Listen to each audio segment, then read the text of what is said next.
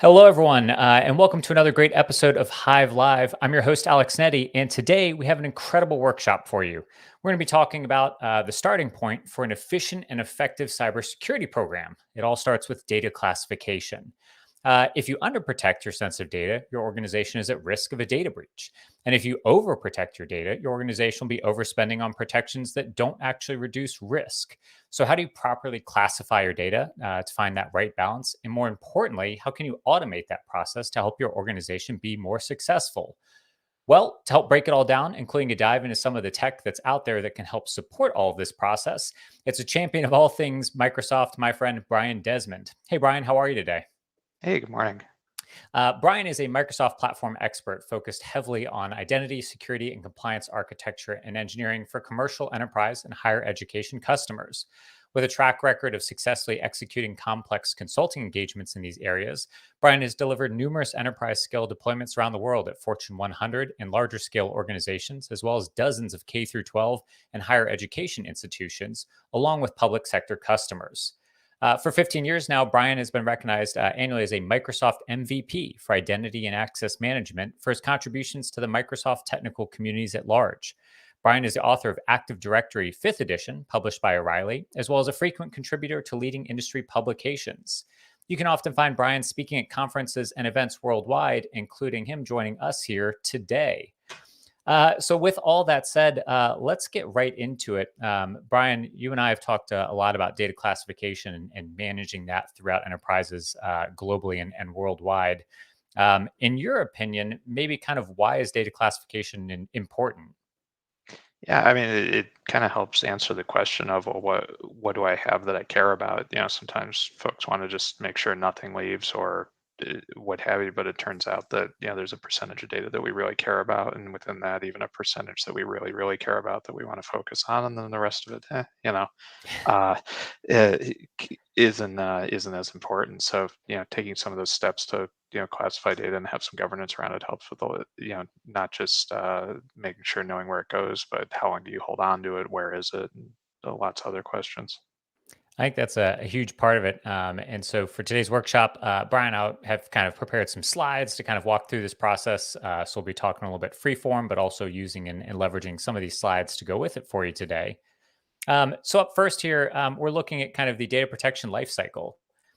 Where things start, data gets created or taken custody of. So whether you're collecting information from your customers or your organization is creating it, it starts there. You then take that data and you evaluate it. You look at things like the strategic goals and objectives for the company, maybe laws, directives, policy, or guidance that's out there. Think about the priorities and resources that are available to you as a company, money, people, that sort of thing. And that need to know that could include privacy or any of the laws that, if you're a global organization, that might impact you. Ultimately, all of that data can be classified based on risk. You can decide what data is important and warrants further protections or the most protections, and maybe what doesn't require extra protections. One of the big things then to think about is that you protect that information based on risk. And over here in this diagram, we've pulled together what NIST has in terms of that with the categorize, select, implement, assess, authorize, and monitor as far as it relates to security controls. But ultimately, in terms of protecting that information, it comes down to technology, processes, and people. For certain information, right, that's maybe publicly available, you don't need to put as much protections in terms of protecting the confidentiality of that information, but you may want to have it always be available, like on your public facing website. So there's ways to evaluate that, but in order to get to that point, you have to have classified that data appropriately. So when we think about kind of how all these pieces fit together, we start with really the policy level of all of this, and we like to think of kind of three main buckets here as it relates to this picture, and that includes looking at data, how data is collected and managed at the organization, thinking about cybersecurity, protecting the confidentiality, the integrity, and the availability of information. And then looking at the world of privacy, making sure that we're only collecting the information that we need to be collecting or managing any regulations or compliance requirements around that data. Within the world of cybersecurity, there are also additional policies you may have in place, especially if they relate to specific security control families like NIST 853, which we've just stuck in here as an example. From there, when we start to think about data classification, really we think about that data policy and we think about things at the standard level. So we have the data classification standard. So, how do we classify that information? And a data protection standard. Within the world of cybersecurity, there's also cybersecurity standards. So, how do we meet those access control policies? How do we meet those configuration management policies and all of the pieces that go into that? Ultimately, though, you of course have some procedures that come out. So, how do those things get done? They could also be, implementation workflows or SOPs. But the key piece here is that ultimately, in order to influence the cybersecurity policy, you need to have that data classification standard in place, along with that data protection standard. But that privacy policy is also over there. While these arrows are all kind of flying everywhere, a key idea here and a key takeaway for this is that that data classification standard, how we classify that data from the previous slide, can influence the cybersecurity policy and ultimately impact how we protect that data appropriately. In addition, the procedures and the standards that exist from that cybersecurity risk management framework can influence the data protection standard. That's about protecting data that's maybe unstructured or not in systems, but having that exist so that people can understand what they need to do to protect that information. Finally, that privacy policy definitely has an influence on the data classification standard. If there are specific things that need to be protected based on the privacy requirements, that of course is going to influence how that data is classified. So all these pieces together make up the world of how we protect data and include all of it. Brian, from your side, what do you kind of think about how this all aligns with maybe what you've seen elsewhere or where people have struggled maybe in terms of managing this flow and this process?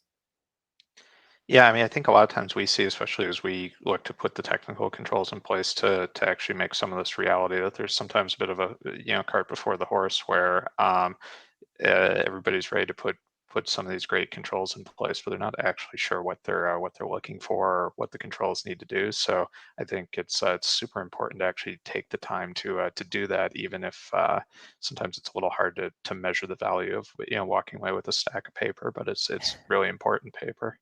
I think you're right. I think yeah, a lot of people dive right into the tech piece because there's all kinds of literature out there and sales pitches from Microsoft and everybody else about hey, you can go out and do this, but you do have to do a little bit of legwork up front to make that efficient and effective.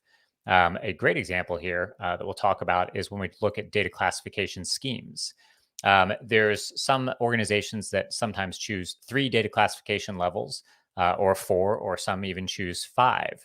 And one of the hard things is if you just kind of rush into that technical implementation piece, you may miss out on an opportunity to make a informed choice about what you want to do in terms of your overall levels. But more importantly, if you start to roll out the tech before you've really settled in on what those policies and standards look like, you're going to end up having to unravel it. Brian, you and I have experienced a lot of things where we've started with three and kind of organizations come to the realization that maybe that's not the best choice and unraveling that tech and then resetting it ends up costing them more in the long run. Yeah, absolutely. I mean, I think we always tell people, 3 to 5 is probably about the right amount before it becomes too much for people to consume or make the right decision. And obviously 4 is right in the middle there. Yep. And one of the big things, when we think about this, and you're looking at your organization, some organizations will choose three because it's easy. And one of the big things about data classification is that often that data classification is going to fall on the individual users within your company. So it's not always the IT people, it's not the risk management people, but it might just be somebody in HR or accounting or sales who needs to make a strategic choice about how to classify a new document that they've created or that they want to share out with somebody. So where we often see some problems in Brian and I's experience is for those three classification levels, maybe you have something that's public, internal, and highly restricted. So for that public, it would be public information that anyone can consume, things that go out on the website, brochures and sales pitches and those sorts of decks. And maybe that's about 10% of the information at a company. Then you have that highly restricted information. So those crown jewels and that distribution for that information gets explicitly set and controlled. So it could be things like personally identifiable information, PII, or acquisition information, or even unreleased financial records for the company. And that might be about 10%. But what you end up with is that middle bucket, which is just everything else. It's kind of a catch all. And so that means that potentially 80% of your data gets just dropped in as that middle internal level. And that's not really a great way to classify that information. What do you do with that? And as a result, you either likely end up underprotecting a lot of information or overprotecting it. One of those puts you at risk for a data breach. The other means that you end up spending a lot of money to protect repositories and systems and things that maybe just don't need it. And so Brian and I's recommendation here is to go for 4 levels. We like this because it takes that middle level there, that internal and confidential, and breaks it into 2 pieces. One is kind of data that's appropriate for viewing or use by all personnel in an organization. So things like policies, procedures, HR standards, stuff that you don't necessarily want public, but it's not highly restricted. And it's not something that's limited to any specific group, but anybody at the company could take a look at it. Over on the confidential side, then, a new level that you drop in, that'd be data meant to be used by only a small defined subset of personnel. So maybe some types of PII, or maybe the results of a security vulnerability scan. Stuff that's maybe not a crown jewel level protection for that information, but it's not something that you would share out with everybody at the company. Ultimately, what that does is it helps improve DLPs and data loss protection tools, their ability to identify possible data breaches and limit those data loss events. So ultimately, that really defines it much better and is generally our recommendation around how to approach this piece. So one of the big areas I want to get into here is to talk a little bit about some of the tools that exist, and we'll start to take a deeper dive into this. But obviously, with Brian being a Microsoft expert, Microsoft has rolled out a large number of tools now to really try to help start limit the risk associated with data loss protection events and setting up those programs associated with that. One of the ones we'll first talk about that directly relates back to data classification. What are all the names it's gone through now, Brian? It was Azure Information Protection. Now it's Microsoft Information Protection. I think it was something else in between. Yeah, certainly if you've been around for a while, the kind of the beginnings of this was ADRMS or rights management services that have been around for, gosh, probably at least 15 years. But Microsoft's really evolved that into a much more cohesive strategy and as part of their Microsoft Information Protection offering. And it's something that we've just been hearing more and more about and seeing more and more demand from our customers as uh, you know the unstructured data and so forth is everywhere. People are working everywhere and collaborating and so forth. So how can we have an understanding of what that data is, where it is, and what we're going to let folks do with it? I think that's a huge part of it, right? Because one of the big things when we talk about data classification is that you end up in this place where you potentially would have to manually classify maybe a new Word document. Let's say it's a marketing report. But then, of course, you need to figure out how to protect that information manually. Maybe you need to encrypt the file with WinZip before you email it. And there's all sorts of things that need to be done. But Microsoft has started to head this off and say, hey, what if we took your information from your data classification policy? What if we looked at the protections and the requirements that you want to put in place around that, and we automatically enforce that for you? That's a great way to reduce that risk automatically for your organization. And depending on your licensing within Microsoft, this is usually included in that license. Brian, I can't remember where that license part starts for all of this. Is that E3? Yeah, the majority of what we're talking about here is in the Microsoft 365 E3 offering, which is what we see the majority of our customers have these days. And then some of the more advanced capabilities, especially around automation and machine learning and so forth, are in the additive E5 offering, which costs more, but we're seeing a lot of demand and a lot of uptick there as people are recognizing the need for some of those capabilities and also realizing they've taken advantage of what they had previously paid for. So how can we add more on? Yeah, Brian, I can't recommend this enough, right? If you're already paying for it, it's obviously worth taking a good cut at it. Microsoft, of course, has been famous for rolling all of their products in under one bubble for a long time, but a lot of these products are actually getting very good, and this is a good example of one of them. Within Microsoft Information Protection, they have some opportunities that exist. One of the big things that you can do is you can map up these sensitivity labels, as they call them, and they offer these sensitivity labels and sublabels. What you're able to do is take those labels and sublabels and map them against your data classification scheme. What that lets individuals at your organization do is take those documents, those unstructured, maybe Word documents or PowerPoints or even emails, and classify them appropriately. What you can do then within that is, of course, create a label description. A big part of all of this in terms of automating this process is about educating users, letting them make more strategic decisions about how to handle the information and understand both what it will do to protect it, but also what it'll do to restrict its access. So, for example, here's an example about how those labels and sublabels could align with a data classification scheme. And for example, if we chose the organization only option here, that information would actually restrict an email from being sent outside the organization. So it'd be something that would be kept internal to the organization. Communicating that clearly within the description itself is important. That way, users understand that, oh, if I want to include everybody internally and maybe an external consultant, I need to understand that that email is never going to reach that person. And so, making sure that's enunciated correctly is a huge piece of this puzzle. One of the big things too, when we look at this around the encryption and protection piece, is looking at who, what, and when. Setting those things appropriately and making sure that they align correctly is a big piece of the puzzle.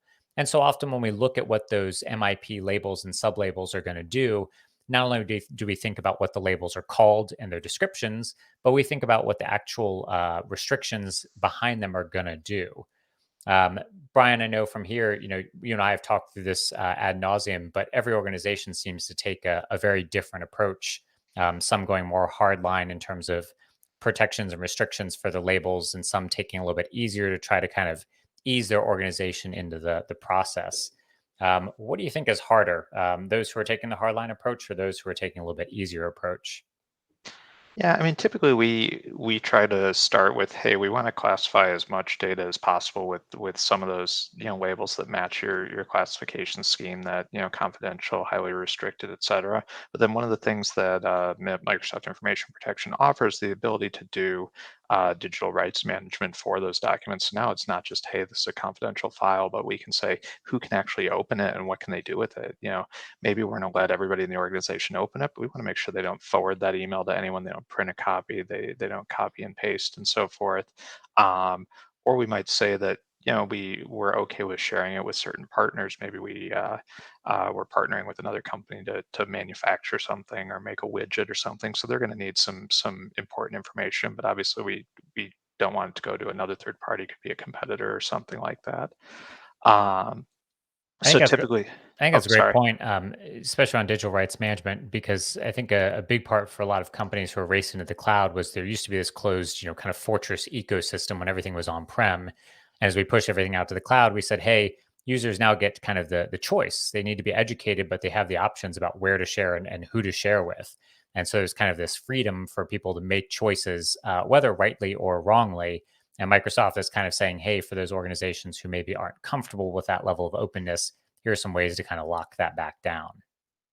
Yeah, absolutely. And so, we usually say, you think about that like top 5 or 10%, those crown jewels. That's a really good place to start with some of the rights management and protection, because we definitely want to make sure that that data is secure and it's not going anywhere. But for that other 70%, 80%, sometimes it's just not worth it. When you compare it to some of the complexity that comes with it. And maybe over time we want to add that for some more focused scenarios, but we usually start big with classification and start a little smaller with the protection and encryption and so forth.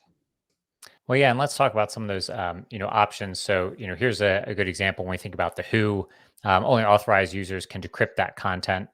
What, you could grant different permissions to different sets of users, including groups or departments, or give the same permissions to all users. And even for that, when you can think about maybe restricting access based on things like device or location. You could limit offline access. So maybe if they leave the internet at home or they're on an airplane or just working, out in the garden, and even apply expiration date to specific content if you only want to share it for a certain amount of time. We'll talk a little bit about some of the options that exist to manage that in terms of what you can restrict and not restrict for the what piece. So there's all kinds of options that exist. As you can see here, some of them are a little bit more restrictive than others. And what's great is you can kind of think about at each of those data classification levels. How do we want to increase and ramp up those protections as we move closer to those crown jewels? So here's kind of what that might look like in practice. For example, for this example organization, we've got that public, internal, confidential, and highly restricted. Within those upper levels, we've actually set some sublabels that restrict the information either only within the organization or allow the capability to share it out externally. And so, for example, this organization has made the choice that within the public, internal, and organizational only options, that users have full control about what they want to do with that information. So they can share it out, they can adjust the rights, they can save, print, forward emails, reply all. They have lots of options.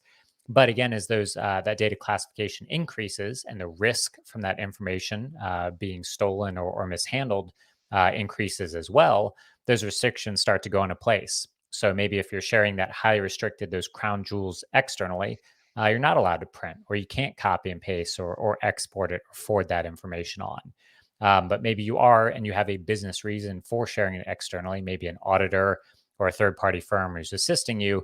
There's a reason to do it. And so as a result of that, you may have some options that exist kind of within the technical side of things and how that gets managed.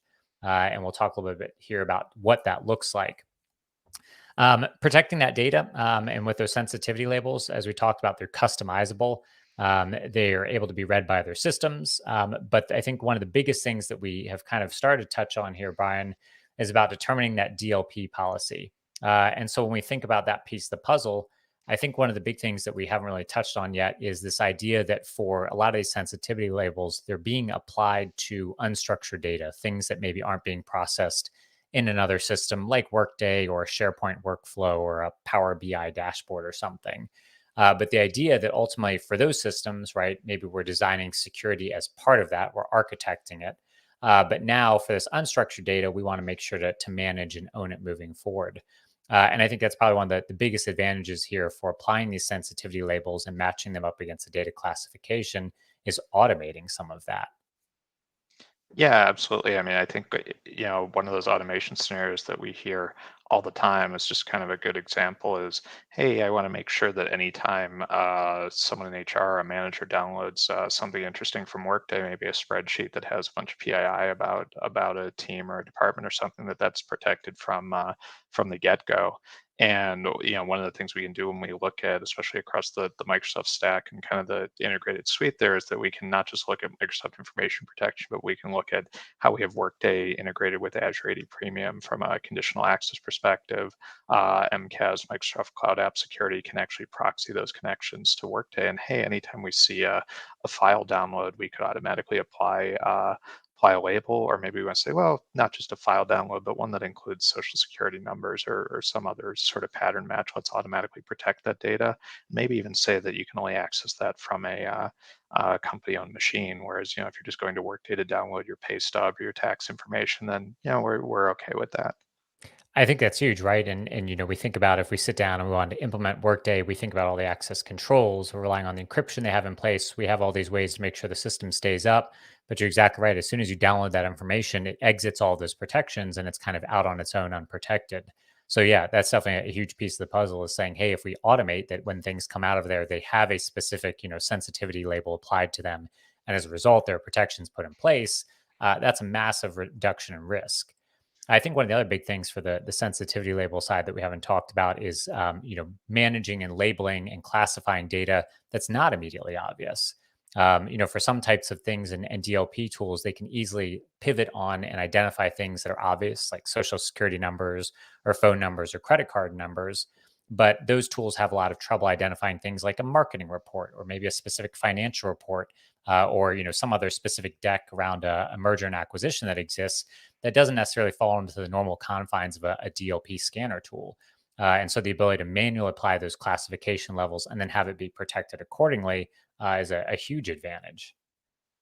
Yeah, absolutely. And I think one of the kind of the newer things that's there as well that's pretty interesting, and the machine learning and AI being all the buzzword that it is this concept of trainable classifiers that are available with M365, and the ability for them to actually go out and find unstructured data that looks like a certain type of thing. Whether that's looking for source code, or from like a legal perspective, maybe we want to look for certain types of agreements or documents and so forth. And there's a whole bunch of them that are built into to Office 365. And you can also build your own if you know that, hey, I always want to find documents that look like X. If you can get a sample of hundreds or even thousands of those, you can train the engine, and then it can go off and find those and classify data. So rather than just saying anytime I see a driver's license or social security number, credit card number, kind of the proverbial interesting ones, go find the more interesting stuff, even if it looks a little different every time. I think that's definitely one of the major advantages of that is training identifying because yeah, there's probably a certain segment of every organization who's going to take the time to classify data and wants to do it right, but there's probably just as large a segment of your company that also doesn't want to take the time to do that. So leverage the training and the ability of those individuals who are properly classifying that information and trying to protect it. And help that propagate across the company for broader risk reduction. That's a huge advantage. Kind of looking down that vein, there's the ability to kind of look through and think about some other cloud services that exist.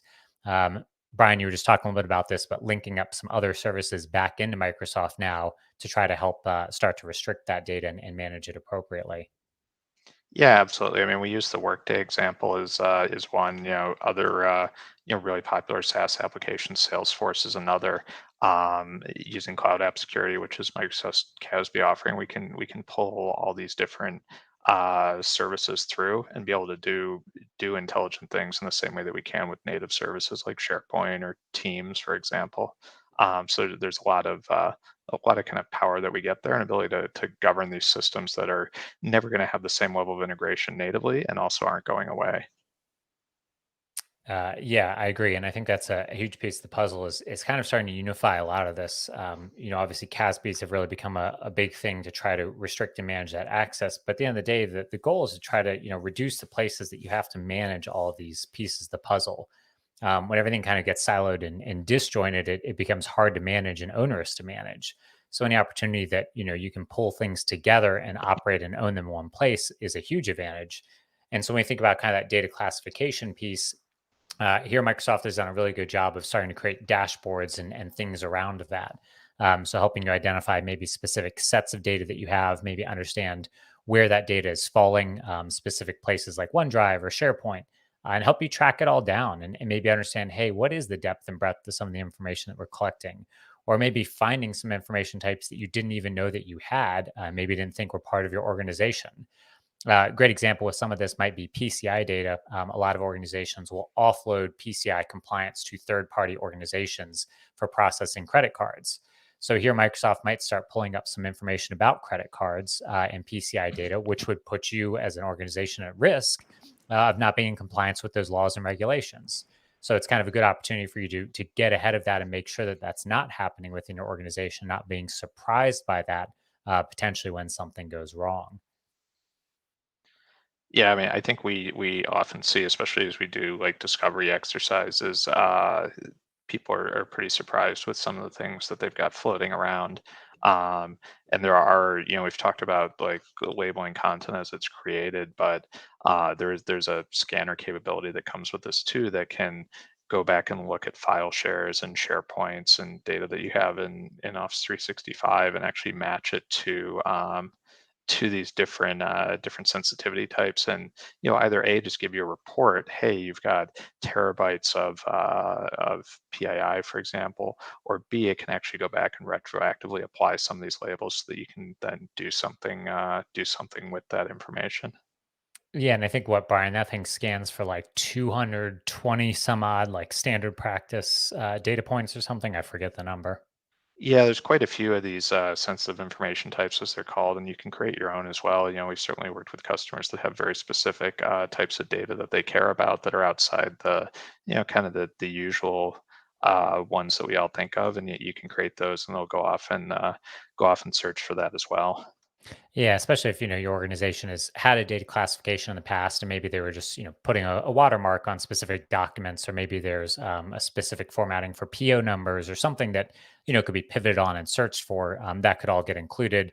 Obviously, if your organization has not done that to date, it can be a little bit harder, but might be something that can easily be done going forward, especially as you kind of create and own and hone that data classification scheme.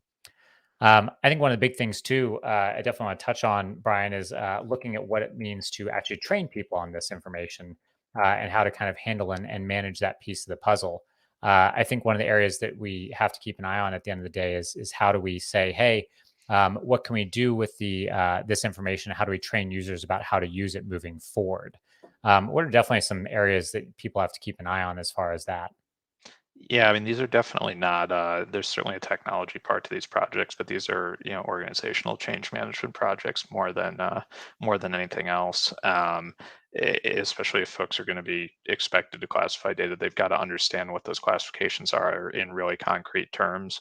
And it's got to be something that people can just in a heartbeat say, yeah, I know exactly what this is, because it's cut and dry. And that goes back to having a small number of classifications versus a giant menu, because when you give people too many choices, they don't know what to do, and they either do nothing or they choose the wrong thing.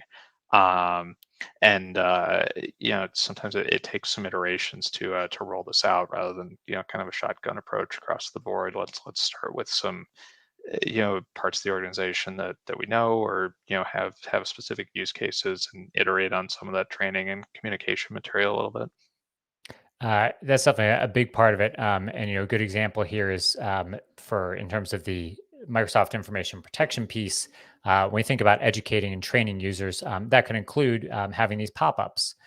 So, for example, if maybe an email is trying to be sent, you might block it, or you might require a justification, or at least an acknowledgement that you're sending something maybe externally or to somewhere else that it shouldn't be going. The best part, of course, with Microsoft is that all of this information gets logged, and so as a result, it can all be forced into dashboards and SIM tools alike, so that it can be analyzed. Maybe understand where data is being sent, whether there was a justification or an approval that went with it, and so it can be something where you can educate those users in real time about the choices they're making. You can also, with that defined access option down there on the bottom right, choose some specific things. Let users choose, when they send something out, whether the person they're sending it to can edit it or just view it only, or maybe it's only set for that person to ever access and manage, and let them choose some of that information. As we talked about earlier, in this case, you could also set expiring that access and managing it for only a certain period of time for people to view it. So maybe an auditor can only look at it for the period or duration of their audit. So some good opportunities that exist in terms of training and educating users about how to manage that information. Yeah, absolutely. And I think learning from the data is really key to being successful with these projects. You definitely don't want to go enforce all the rules on day one and discover that you haven't quite gotten them right. But putting this in kind of an audit mode, or giving people the ability to override it, and then learning from the patterns over a period of time lets you really kind of dial things in to a point that you're comfortable with it, and can take the enforcement a little bit further. Yeah, and kind of like we were talking about earlier, back here on this data classification dashboard that Microsoft 365 has. Yeah, letting and understanding what some of that information is, where it exists, how much of it is. But more importantly, if you're only classifying for maybe a specific pilot group, you can kind of start to see and understand, well, what does this group have in terms of what they're looking at? And of course, using Power BI, you can, of course, pivot on specific departments, maybe making sure that financial information isn't existing outside of the finance department, or making sure maybe that specifically tagged security information isn't existing outside of the cybersecurity team or risk management teams. So always kind of looking at where that data should be living, and making sure that that's managed appropriately. For organizations, that's a great opportunity for training, right? If there's some specific information spillage where it's falling in other departments, you can now go out and use actual quantitative information to go talk to those teams, help them understand and train them better about how to use that information appropriately, maybe how to protect that information as well, so they can understand and make better choices. I think that's something that Brian gets lost in the fray here when we think about, hey, you need to get these technical tools in place, and they're marketed as such as being very easy. We're of course saying make sure to focus on the policies and the data classification standards, but I think that change enablement piece, helping organizations roll these tools out and communicating them appropriately, is probably something that really gets overlooked a lot. Yeah, absolutely. I mean, it goes back to kind of what we talked about at the beginning, starting with the planning, getting the policies and the standards and so forth defined before you go to the tech. And then, as you get the technology working, making sure that you have the materials to support actually having adoption of it across the board. And sometimes, in working through engagements with customers, we found where some organizations and maybe some cybersecurity leaders will say, "Yeah, I really want to restrict a lot of these data classification types. I want to stop people from doing the wrong things at the wrong time and make better choices." And then we kind of start to look at that end state, that, kind of how do we roll this out to the organization and communicate what it looks like.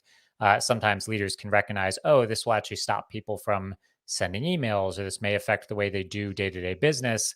And now you're kind of walking back, on maybe what that does. So keeping that change enablement piece in mind early can stop you from kind of rolling out some restrictive settings, then having to kind of walk them back as you realize what the real implications of that are. Yep, absolutely. And Brian, I know we really like and always recommend the pilot approach, right? Find some friendly users, sometimes maybe within the cybersecurity department or IT groups, to test it, own it, management before you roll it out to the large organization at large. Maybe for those users that need a little bit more training from other departments. Yeah, and I mean another thing to think about too is when you mentioned the cybersecurity as incident management, like you're going to start getting a stream of learning about things that maybe you didn't know about that were going on before. What are you going to do with that information? So that's sometimes another surprise that hey, there's a whole new set of processes, and those processes cross outside IT. You might need your legal team involved, HR, corporate compliance, et cetera, to be effective there. That's a good point. This is really not a exclusive IT or cybersecurity project where you think you can just kind of do it in a silo and roll it out to the organization. Yeah, there's surprises for new data types that get discovered. But even is thinking about those data classification schemes, getting some of the other teams involved, from legal or the privacy team, all the way up through senior leadership, might need to get involved to think about, hey, how are we classifying data? What is important to us? And for some organizations, even larger ones, you may not have really sat down and thought about that. Unfortunately, for a lot of organizations, if you're sitting in the risk management department, yeah, sometimes these things just land in your lap and you're left kind of handling and managing it on your own. So when you think about data classification and rolling out these tools, it is a great opportunity to escalate that up to leadership and have those discussions. It's a great opportunity to find a way to say, hey, how are we as an organization going to reduce our risk overall, and more importantly, classify those data types that we do have? Brian, one of my favorite ones too, is thinking about mergers and acquisitions. As you maybe set a data classification scheme, get it in place, and roll out all these tools, and then your organization goes and acquires another company. What are some good ways, and how does Microsoft maybe help kind of manage that transition and integrate new data types into your organization, or as you think about federating into their environment? Yeah, there can be some parts that are pretty tricky there. Certainly one of the first things that comes up is what do we do while we're in the process of merging, but they're two separate systems and so forth. And one of the nice things about everything we've talked about is it has the ability to handle that through some of the B2B or business to business capabilities that are built into Office 365, where you can share data with third parties, and maybe we update some of the protection or encryption we have that was just set anything that was inside our organization to be inside our organization, or the name of the company that we just acquired. Hmm. I think that's a great point, because it's definitely something for organizations to think about. It could also be something too if you're already a patchwork of a company with multiple pieces or different domains and things. Of course, applying these policies out, on a domain by domain basis can definitely be a piece you have to walk through. If you're not all on one domain, you have to think about all those individual pieces. And potentially, if you segmented your company, maybe between a private sector and your commercial side of the business, and a public sector and government side of the business, different requirements as well. Brian, I know you and I have talked about, controlled unclassified information, CUI information, and some of the restrictions that exist within Microsoft in terms of their management of CUI, and interrelating that. Yeah, I mean, the some of the restrictions and compliance obligations that organizations have that are doing work with the U.S. federal government, for example, are non-trivial and often hard to understand. But then it becomes how do we put some of the technical controls in place, and certainly using some of the tech we've discussed around things like sensitivity labels can help you identify that and keep track of it, and also understand if it's even in the right place from a storage perspective and who has access to it. A question just came in, which was about data classification, and it says along the lines of, if we're managing data classification, it kind of seems like an exercise in policy. Why can't we just rush into the technical piece? Um, and I think looking at that, Brian, I think you and I talked about this a little bit, which is obviously these tools exist. And I think we could, as an organization, leverage Microsoft's tools like the scanner and sensitivity labels and some of the DLP things to restrict known data types. But I think our pitch for data classification and getting that right is for all of that data that's not immediately obvious. Would you agree with that, or you think something different? Yeah, I would certainly agree with that. And it's also, if you just rush into the tech, it becomes very apparent very quickly that you're not really sure what to do with it. Certainly we've gone into projects around things like data loss prevention, where it's like, okay, well, what we're going to do DLP, but for what? And data, right? Well, all data, some data, but getting the policy piece figured out up front, like, really informs what you're going after and how you're going to be successful.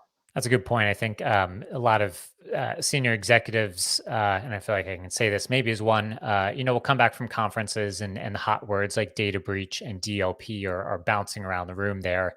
And so sometimes those folks will come back from those conferences and the edict will come down and say, hey, we need a DLP program, or we need, data breach preventions, and we need to stop those from happening to us. We don't want to be the next victim like one of our peers or somebody else out there that we've heard about. And so I think that's where, we as cybersecurity professionals and even those in the IT world can say, hey, let's take a step back. Let's start at step one, which is we've got to focus on that data classification piece. We've got to focus on what protections we want. And that's going to inform some of these next steps for how we can protect and prevent that information from walking out the door. I think, Brian, probably my biggest takeaway here at the end of the day is saying, hey, you can only protect what you know you have. And if you don't know what's out there and what you view the risk for that data and how it exists, you can't possibly protect it appropriately. Yeah, absolutely. Yep. Another great question just came in here that is what are several top companies that you would recommend for providing data classification software? Obviously, we are, I guess, a little bit biased on this call, Brian, talking about Microsoft in terms of all of their capabilities that come with those suites.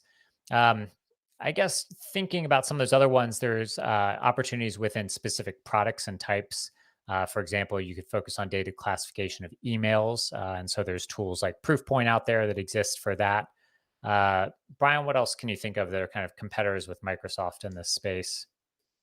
Yeah, absolutely. I mean, email's a really good example where we see, there's lots of different options out there. Proofpoint is one. Cisco Iron Port's another one that we see with some frequency. A lot of people are looking at cloud-based proxies as Zscaler's, kind of a really popular name in that space.